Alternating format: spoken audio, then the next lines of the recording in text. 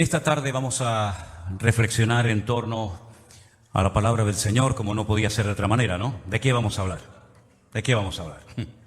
Pues de la palabra de Dios, y más en estos tiempos difíciles y peligrosos en los cuales nos ha tocado vivir. La palabra de Dios tiene que ser esa antorcha que alumbra en medio de la oscuridad. La palabra de Dios es nuestro bálsamo, es nuestro mapa, nuestra brújula, para que no nos perdamos en la oscuridad de la noche. Vamos a orar un momentito al Señor. Cierra tus ojos ahí donde estás, por favor. Gracias, Señor Jesús. Gloria a ti, Señor. Gracias te damos, Señor, por esta oportunidad nueva que nos das de poder estar aquí juntos con otros hermanos alabando tu nombre. Oramos también por todos nuestros hermanos en diferentes partes del mundo que van a escuchar este mensaje. Tócalos también a ellos, Señor, a través de tu poderosa palabra, y que todos podamos aprender lo que tengamos que aprender y oír lo que tengamos que oír. Fortalécenos en la fe, Señor, renuévanos, y que podamos salir de esta reunión, esta tarde, de este lugar, con la bendición tuya sobre nuestra vida y sobre nuestro hogar. Ponemos este tiempo en tus manos, en el nombre de Jesús. Amén y amén. Quiero llevarles, queridos hermanos, al libro del Génesis, primer libro de la Biblia. La primera porción que vamos a leer en esta tarde se encuentra en Génesis, el capítulo 16. Génesis, capítulo 16, por favor. Voy a estar leyendo a partir del versículo 1 en adelante. Génesis 16, 1. Ahí tienen en la pantalla la lectura, por si quieren seguirla conmigo. Dice así la palabra del Señor. Sarai, mujer de Abraham, no le había dado hijos, y ella tenía una sierva egipcia que se llamaba Agar. Dijo entonces Sarai a Abraham: ya ves que Dios no me ha hecho estéril, te ruego pues que te llegues a mi sierva, quizá tendré hijos de ella. Y atendió Abraham al ruego de Sarai. Y Sarai, mujer de Abraham, tomó a Agar, su sierva egipcia, al cabo de 10 años que había habitado Abraham en la tierra de Canaán, y la dio por mujer a Abraham, su marido.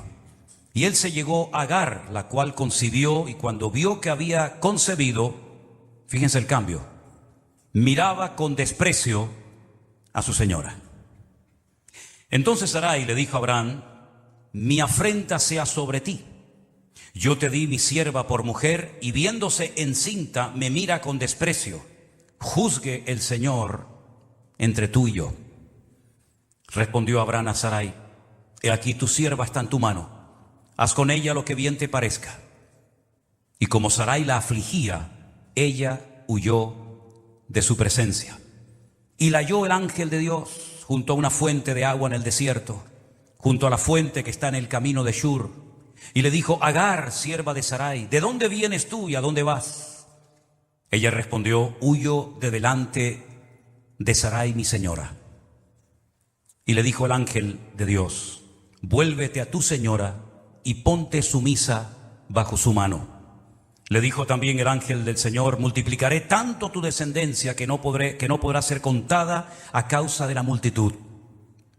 Además el ángel de Dios le dijo: he aquí que has concebido y darás a luz un hijo, llamarás su nombre Ismael, porque el Señor ha oído tu aflicción. Y él será un hombre fiero, su mano será contra todos, y la mano de todos contra él, y delante de todos sus hermanos habitará. Entonces llamó el nombre del Señor que con ella hablaba: tú eres Dios que me ve, porque dijo: ¿no he visto también aquí al que me ve? Por lo cual llamó al pozo, pozo del viviente que me ve. He aquí está entre Cades y Beret. Y Agar dio a luz un hijo a Abraham, y llamó a Abraham el nombre del hijo que le dio Agar, Ismael. Y era Abraham de edad de 86 años cuando Agar le dio a luz a Ismael. ¿Cuántos dicen amén? La primera persona, la primera mujer en la historia de la Biblia que vio y habló con un ángel fue Agar, una mujer egipcia, sierva de Sarai, la esposa de Abraham. Como he dicho en varias ocasiones, Abraham descendió a Egipto, se fue de Egipto, pero Egipto nunca se fue de él. Porque Algunos dicen que el faraón, como un regalo especial, le dijo: te doy a Agar como sierva para que sirva a tu esposa por todos los agravios y por todas las cosas desagradables que han ocurrido el tiempo que has estado en Egipto. Sea como sea, hay cosas que no se pueden juntar en la vida. Hay cosas que al principio parecen muy bonitas, incluso pueden resultarnos que son una auténtica bendición, pero con el paso del tiempo, lo que Dios no nos ha dado se puede terminar convirtiendo en un boomerang, en una especie de maldición, de problema, de piedra en el zapato, de tal manera que te impide avanzar y comportarte delante de Dios como Él espera de tu vida. Agar no fue una bendición, todo lo contrario.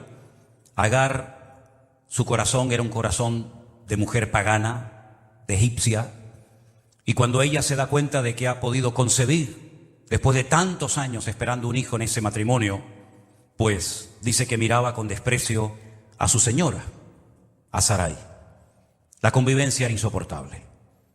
Yo no me imagino cómo tenía que ser el ambiente entre Abraham, Agar, su esposa. Bueno, aquello fue terrible. Hasta el punto que Sarai le dice a su marido: oye, toma cartas en el asunto porque este problema me está amargando la vida. Y Abraham, quitándose el problema de encima, le dijo: haz con ella, al fin y al cabo es tu sierva, haz con ella lo que quieras. Y dice que comenzó a afligirla, comenzó a angustiarla, hasta el punto que Agar prefirió huir antes de quedarse un minuto más en aquella casa. La mujer huye al desierto y es allí donde Dios le habla. Fíjense qué interesante, ¿eh? Porque allí en este lugar, que ella le va a poner un nombre que va a ser muy importante en la historia, es donde ella oye la voz de Dios. Es donde un ángel le habla y le da promesas y le dice que va a tener un hijo varón. Ella sabía que estaba embarazada, pero no sabía si de un niño o de una niña. Pero el ángel le revela que va a ser un niño y le dice el nombre que le tiene que poner: Ismael, que dice aquí en nuestras versiones de la Reina Valera que significa porque Dios ha oído tu aflicción. Realmente tanto el nombre Israel, el nombre ¿cómo se dice en español? Isaac, como el nombre Ismael están en futuro. No es el que ríe, sino el que reirá, sería el caso de Isaac. Y no es el que oye a Dios, sino el que oirá a Dios en un futuro lejano. Pero aparte de que le revela que va a ser un varón y que se tiene que llamar Ismael, le da una característica muy interesante acerca de cómo va a ser la personalidad de su hijo. Y la expresión, la palabra que aparece en el texto en hebreo es Pere Adam, que significa salvaje, hombre. Pere es, digamos, el singular de perín, que significa una flor silvestre, una flor del campo. Pero al mismo tiempo es una palabra que se utiliza para describir un carácter salvaje, indómito, una persona violenta, una persona agresiva. Y le está diciendo el ángel a Agar, antes de que el niño nazca, que el niño que va a tener va a ser un salvaje. Y no dice que va a ser un hombre salvaje, sino que pone por delante la característica de su carácter y después pone su sexo. Dice que va a ser un salvaje hombre, se va a comportar no como un hombre, sino como una bestia, como un salvaje. Una persona que dice que vivió en el desierto durante mucho tiempo, y este hombre, Ismael, llegó a ser el padre de las naciones árabes. Las naciones árabes, que muchos ni siquiera saben cuáles son, porque confunden a unos con otros, ¿verdad? Porque hay naciones que tienen en común la religión, el Islam. Hay naciones que usan el idioma del árabe, pero no son árabes, no son de origen árabe, como por ejemplo los iraníes. Los iraníes no son árabes. Lo que pasa es que el Corán se tiene que leer en árabe y la religión que los une con los árabes es el Islam, pero ellos son persas. Ellos no quieren que se les confunda con gente árabe. Los egipcios tampoco son árabes, ¿verdad? Y hay a veces un lío, la gente no sabe quiénes son los árabes, quiénes son, etcétera, ¿no? Pero sea como sea, la Biblia dice que sería una persona salvaje, una persona indómita, una persona del desierto. Y dice algo más, dice que él estaría contra todos y todos estarían contra él. Oye, parece que está profetizando lo que veríamos nosotros en estos tiempos finales, ¿no? En los cuales nos ha tocado vivir. donde las naciones occidentales se empeñan en implantar sistemas democráticos en países donde jamás la democracia va a ser aceptada ni respetada, porque no les entra en la cabeza esos sistemas de valores, de principios, de respetar la mayoría, etcétera, etcétera. No son así. Si tratar con gente árabe como con los parámetros o con los sistemas nuestros no funciona, ni nosotros nos adaptaríamos nunca a ellos, ni ellos jamás se van a adaptar nunca a nosotros. Ellos se quieren beneficiar de los privilegios de nuestra sociedad, de nuestro continente, de nuestros países, pero jamás se van a cambiar de religión, jamás van a dejar de pensar lo que piensan ni actuar como piensan, porque ya desde el vientre de su madre ya Dios los definió, dijo que serían así, así y así, y eso no lo puede cambiar nadie. Ahora bien, la Biblia dice que esta mujer estaba junto a un pozo, y en ese lugar ella utiliza una expresión que la vamos a ver aquí ahora en la pantalla, que es Be'er Lahai Roi. Be'er Lahai Roi significa Be'er, pozo, Lahai es vida o viva, y Roi es el que me observa o el que me ve.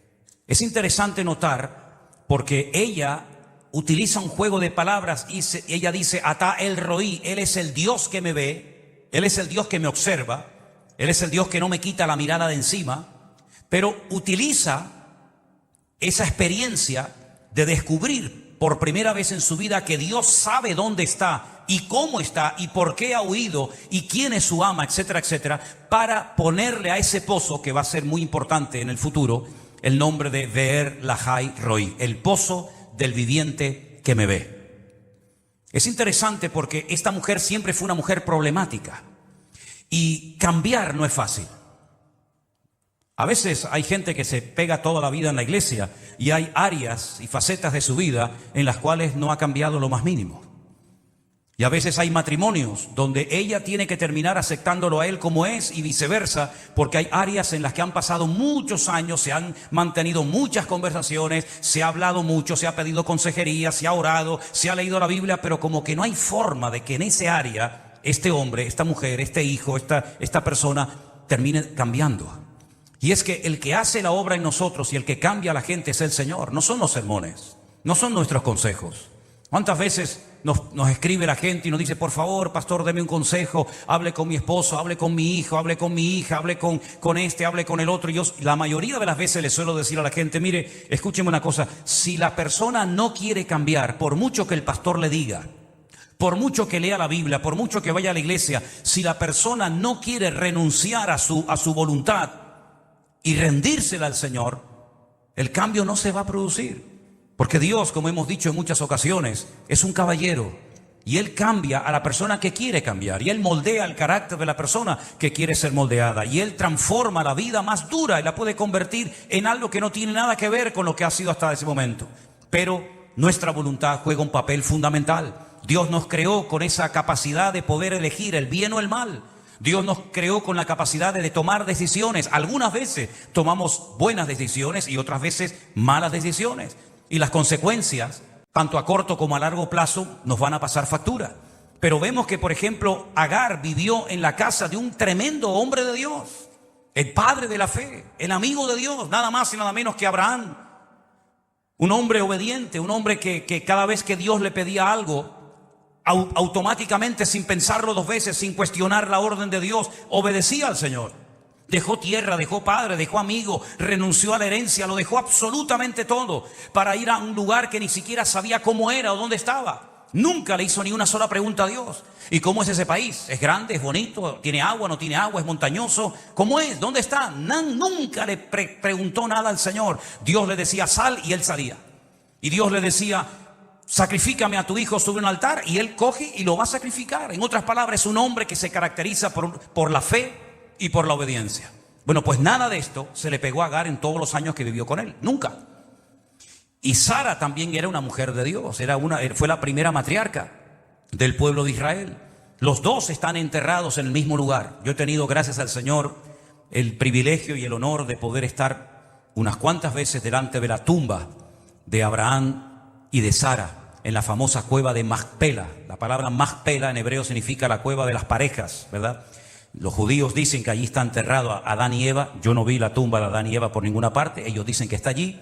Y sobre esa cueva, el rey Herodes, uno de los Herodes, construyó un edificio gigantesco y interiormente está dividido en dos. Hay una parte donde solamente pueden entrar los musulmanes y no pueden entrar los judíos, y hay otra parte donde solamente pueden entrar judíos y no pueden entrar musulmanes. Aunque ahora me he enterado, tengo que informarme bien, que toda la ciudad de Hebrón, que fue la tierra que el Señor le dio como herencia a Caleb, ¿se acuerdan? Caleb, uno de los supervivientes del desierto cuando estuvieron caminando 40 días, ese era el territorio que él pidió.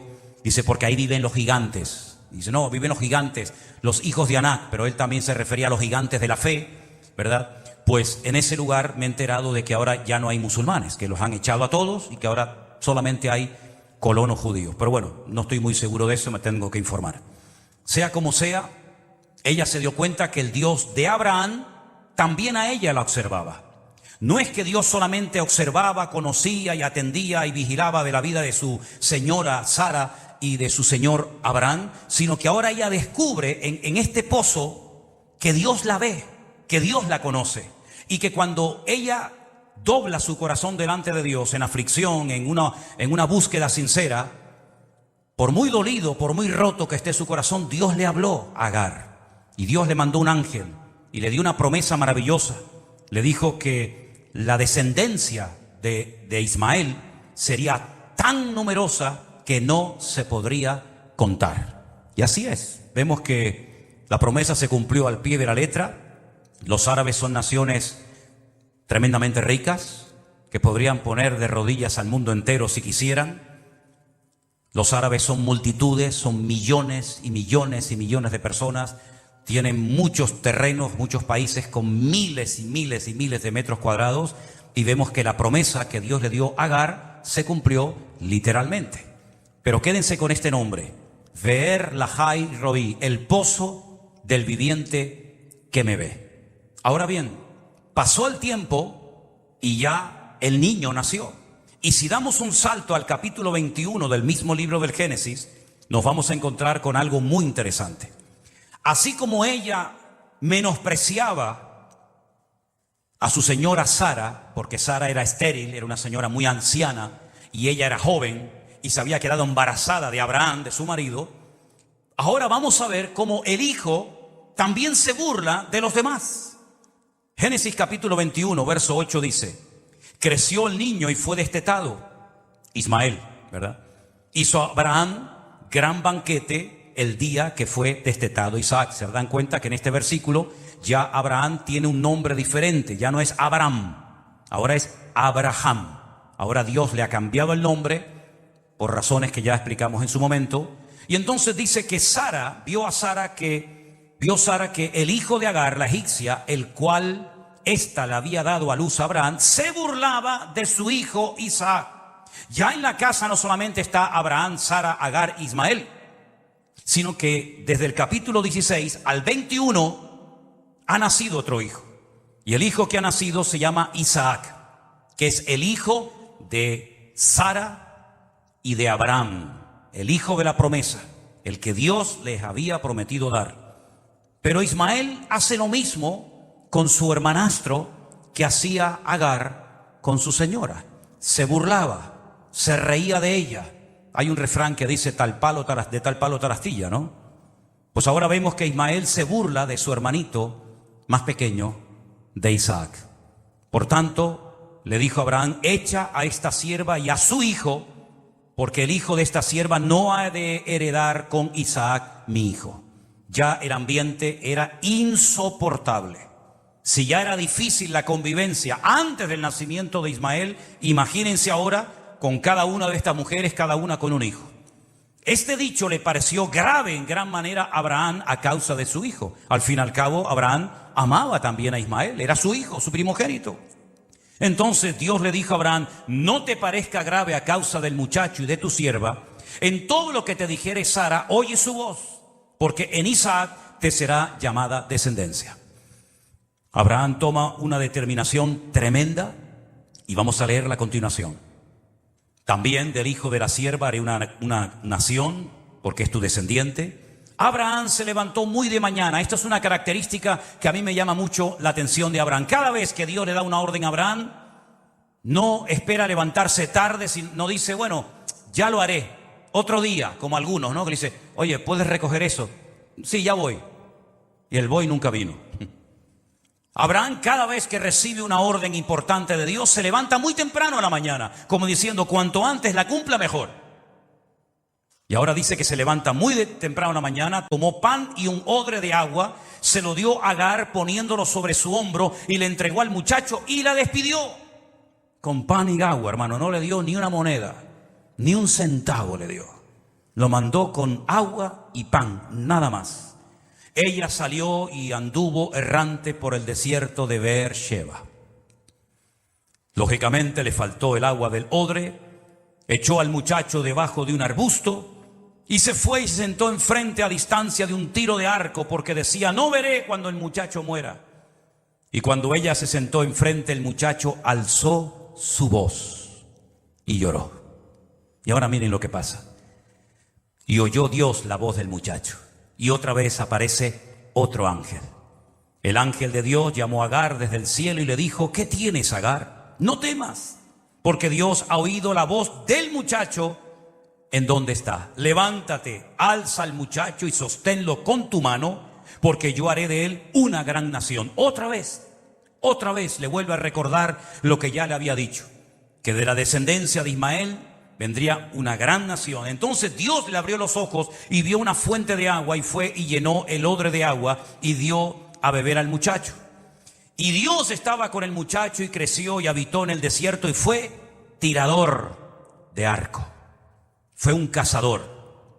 Y a mí me llama mucho la atención este detalle y ahora vamos a ver por qué. Y habitó en el desierto de Parán y su madre le tomó mujer de la tierra de Egipto. ¿Qué te parece? Los esfuerzos tan grandes que hizo Abraham para que su hijo Isaac no se casara con una pagana, con una idólatra, mandando a su siervo Eliezer a la tierra de la cual él había salido, para que emparentara con su familia, ¿verdad? Pero sin embargo Agar dice, no, yo prefiero una mujer de mi país, una egipcia como yo, y dice que se casó con una egipcia. Pero lo que me llama la atención aquí es que dice que vivió en el desierto y se convirtió en un tirador de arco. Y hay una profecía, que ahora la vamos a leer en el libro de Jeremías, donde dice que en los últimos tiempos llegaría el momento en el que Dios enviaría al pueblo de Israel pescadores para que los pescaran, y si no le hacían caso a los pescadores, enviaría cazadores, como era Ismael, un cazador, un tirador de arco. Jesús dijo que todos sus hijos deberían convertirse en pescadores de hombres, ¿se acuerdan? El Señor se lo dijo a sus discípulos y nos lo recuerda hoy a nosotros. Nosotros tenemos que ser pescadores de almas.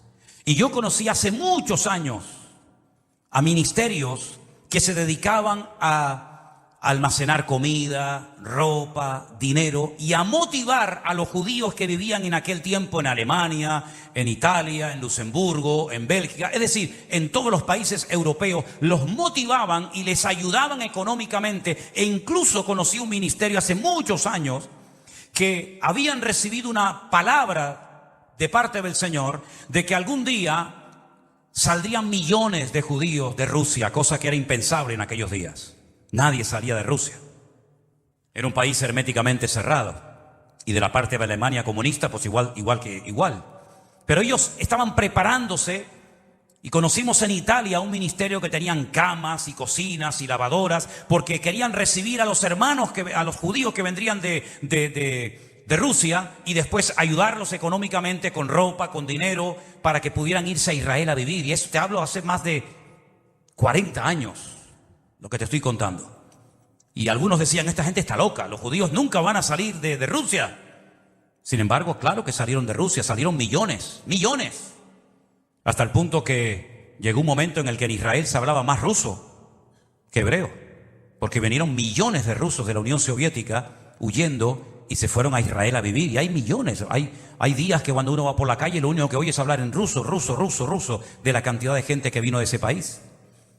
Y Dios envió pescadores, Dios envió ministerios, Dios envió predicadores. Y a lo largo de la historia hubieron muchos pastores que cuando Israel ni siquiera se podía imaginar en sus mejores sueños que algún día tendrían un estado, un país, hubieron muchos pastores que predicaron durante toda su vida, todo su ministerio, animando y motivando y haciéndoles creer a los judíos que algún día volverían a la tierra que le había dado el Señor a su siervo Abraham.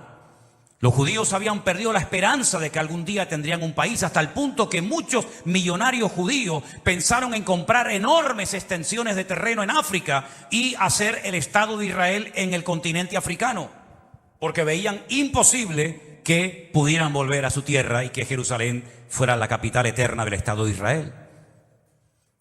Y hay un museo en Israel muy bonito, que nosotros lo hemos visitado en varias ocasiones, se llama Los Amigos de Israel.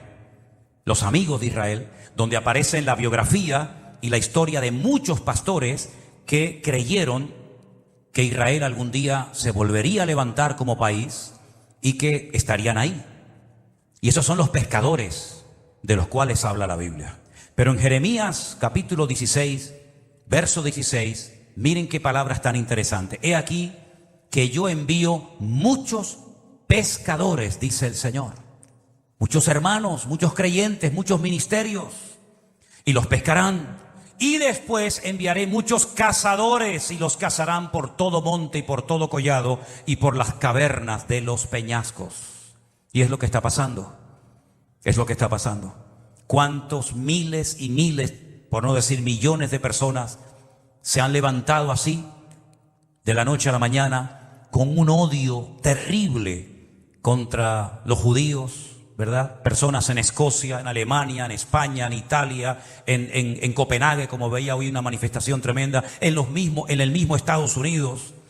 Millones de personas que no saben ni lo que es Palestina, ni saben nada de nada, ¿verdad? Pero salen a la calle a protestar, salen a la calle a hablar en contra del pueblo de Israel. Esos son los cazadores. ¿Y cuántas personas en Francia han tenido que quitar la mezuzá de las puertas, ¿verdad? Para que no los identifiquen como un hogar judío. Y en cuántos hogares y en cuántas ciudades de Europa están poniendo la esvástica otra vez, como en los tiempos de la Segunda Guerra Mundial, ¿verdad? Y en cuántas ciudades están habiendo saqueos en las casas. Hoy veía la casa de un multimillonario judío en Londres, se la pintaron, pintaron toda, le destrozaron toda la fachada. Y todo eso no es producto de la casualidad. Estos son los cazadores de los cuales habla la Biblia. Y vamos a ver, y ustedes lo van a ver, millones de judíos que se van a ir a Israel huyendo de la persecución que viene otra vez contra ellos en todas las naciones de la tierra. Cuando hubo un conflicto muy grande en Francia no hace mucho tiempo, miles de judíos cerraron su casa, no le dijeron nada a nadie y se fueron a vivir miles de judíos franceses a Israel. Dejaron toda su ropa, dejaron sus muebles, dejaron todo, porque estaban quemando sus sinagogas, estaban destruyendo sus hogares, estaban insultando a sus hijos, etcétera, etcétera.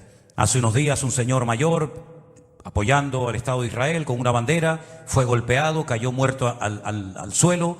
Y vamos a ver cada vez más brotes de antisemitismo en todas partes del mundo. Pero todo esto es para que vuelvan a su tierra, porque la Biblia profetiza que no quedará ni uno fuera de Israel, porque es allí donde Dios los quiere llevar a todos. Y una vez que estén todos en el redil, que son las ovejas perdidas de la casa de Israel, una vez que las ovejas estén en el redil, el Señor dirá, ok, ya está. Cogerá como de una forma simbólica, ¿no? Dice que cogerá por el cuello a Rusia, a Turquía, a las naciones que van a apoyar a este personaje siniestro llamado el Anticristo, los va a llevar, dice, a mi tierra y allí les mostraré mi gloria y allí verán mi poder.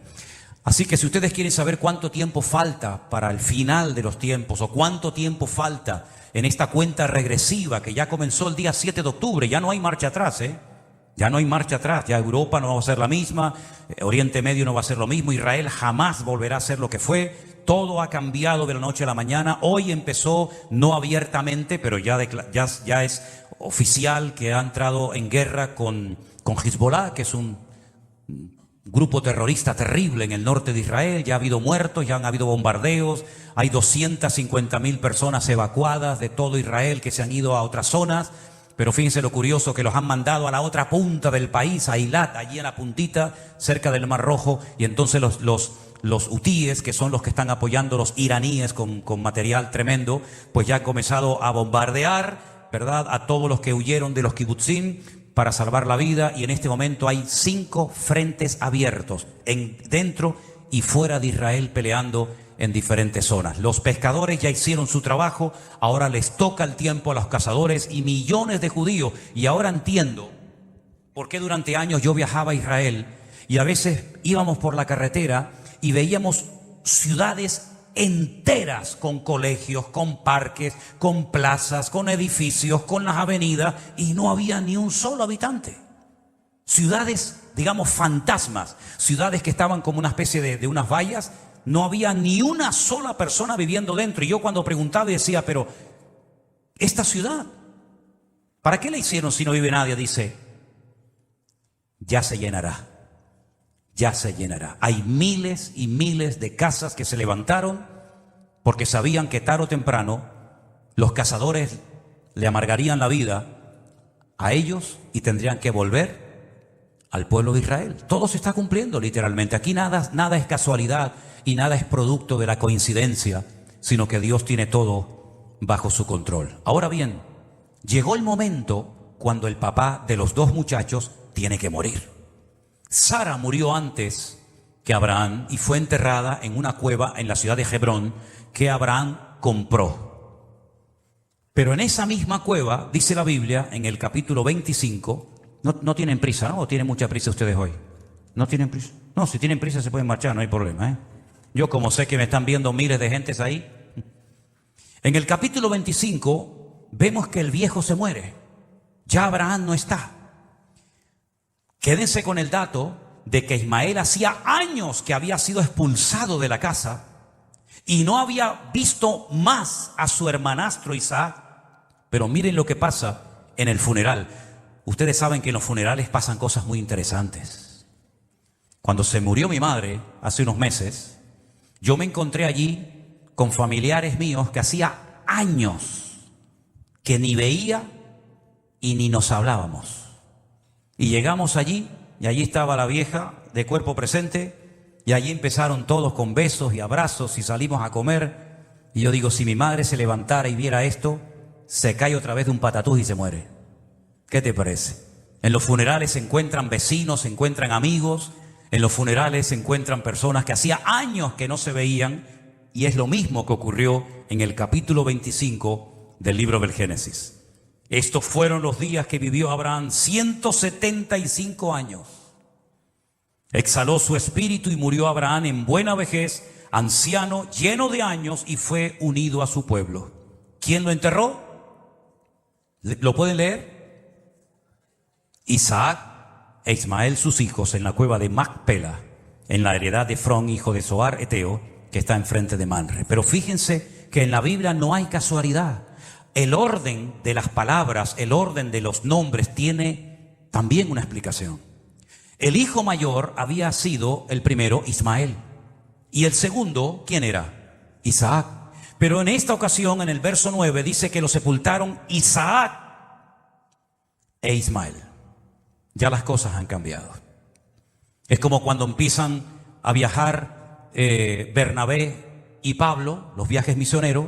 Y hay un momento que, si ustedes notan en el libro de los Hechos, ya se habla de Pablo y de Bernabé. El orden tiene mucha importancia también en la Biblia. Y en este caso, sí altera el orden del resultado, ¿no? Es Isaac el que toma la iniciativa, Ismael está allí, se encuentran, lo entierran. Y me llama mucho la atención que en el verso 11 dice que después del funeral, después de haber enterrado al viejo, sucedió que después de muerto Abraham, Dios bendijo a Isaac su hijo, y habitó Isaac, ¿dónde? Junto al pozo del viviente que me ve. Otra vez sale el nombre que le había puesto Agar años atrás a esa fuente de agua, a ese pozo donde el ángel le habló, donde le dio una promesa y donde ella entendió que Dios no solamente oye, sino que Dios ve nuestra conducta y nuestro estado de ánimo. Dios bendijo a Isaac cuando murió Abraham. No dijo que bendijo a Ismael, sino dijo que bendijo a Isaac. Isaac toma la iniciativa de irse a vivir junto al pozo del viviente que me ve, y allí establece su hogar. De esas aguas bebe él, sus hijos, su familia, sus animales, y en aquel lugar, en el pozo del viviente que me ve, es donde él se establece durante años. Ahora, ¿por qué leímos hoy en la lectura? ¿Qué salmo fue el que se leyó cuando Sonia subió aquí arriba? ¿Qué salmo leyó, hermanos? El 23, perfecto. El Salmo 23, el primer versículo, yo me di cuenta que algunos lo estaban diciendo de memoria mientras se leía la lectura. ¿Cómo es el primer versículo del Salmo 23? Jehová es mi pastor y nada me faltará. En hebreo dice, escuchen bien, lo voy a decir lento para que lo pillen. Adonai Roí. Adonai Roí. ¿Cómo se llamaba el pozo del viviente que me ve? Ver Lahai Roí. ¿Se dan cuenta? Ver Lahai Roí. ¿Cómo se dice? El Señor es mi pastor. Adonai Roí. El Señor es el que me observa. No me quita la vista de encima, ni de noche ni de día. El Señor me guarda de todo peligro, de todo mal, porque Él me está observando continuamente. Por lo tanto, ese pozo, ese famoso pozo del viviente que me ve, que le puso el nombre Agar, donde ella oye la voz de Dios y es restaurada su alma y aprende algo y fundamental para su vida y para la vida de todos nosotros. El ángel le dice, vuelve.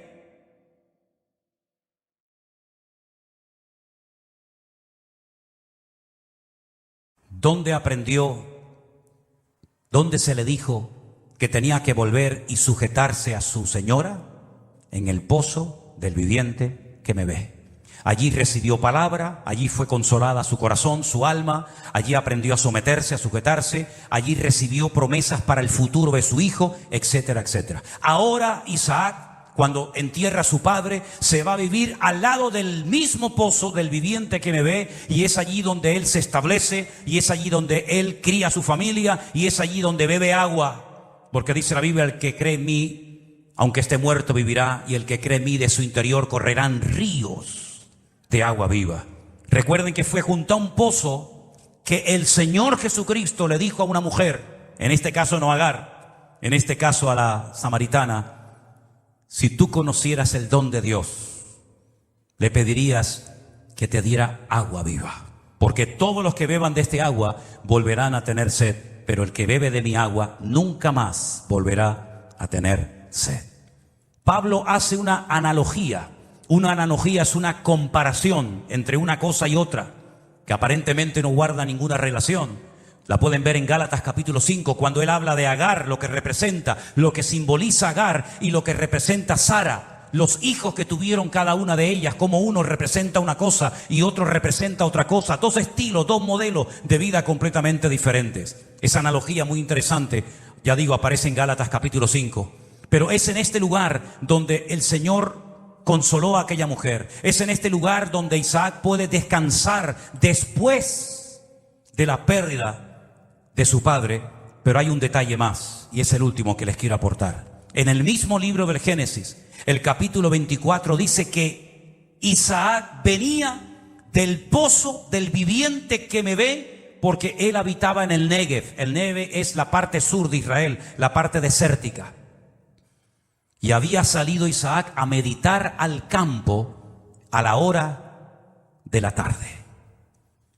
Qué interesante que la madre muere, él está destrozado, porque permíteme decirles que cuando él y su padre y algunos criados salen de la ciudad de Beersheba para ir a Jerusalén, y él va a ser la víctima, que en ese momento él va a ser sacrificada sobre un altar, a Sara, que no era tonta, y que sabía perfectamente lo que era un sacrificio, lo que era presentar un holocausto, cuando ella ve que Abraham sale con el cuchillo más afilado de la casa, sale con la leña, sale con todo, menos con un cordero de su rebaño, Sara, que no es tonta, me imagino que le habrá preguntado a Abraham, ¿y el cordero? Porque sin cordero no hay sacrificio. Sin cordero no merece la pena caminar 3 días de ida y 3 días de vuelta. Aquí pasa algo, Abraham, cuéntame, ¿qué pasa? Yo no sé, porque no lo dice la Biblia, pero si les damos un poco de rienda suelta a nuestra imaginación, ¿no creen ustedes, sabiendo cómo son las mujeres, que te sacan todo y siguen y siguen y siguen hasta que venga, va? ¿No le sacó todo Dalila a Sansón? ¿Sí o no? Yo sé que ustedes están en un nivel espiritual superior y ya no son así. Pero generalmente la mujer le saca al marido lo que quiere. No me digan ustedes que Sara no sabía que la víctima en esta ocasión iba a ser el chico, su hijo. Se van y cuando regresa, Sara está muerta. Es la verdad. Sigan el orden cronológico de la Biblia y se van a dar cuenta de que ese fue el último beso, el último abrazo, la despedida. Nunca más el hijo volvió a ver a su madre, ni la madre a su hijo.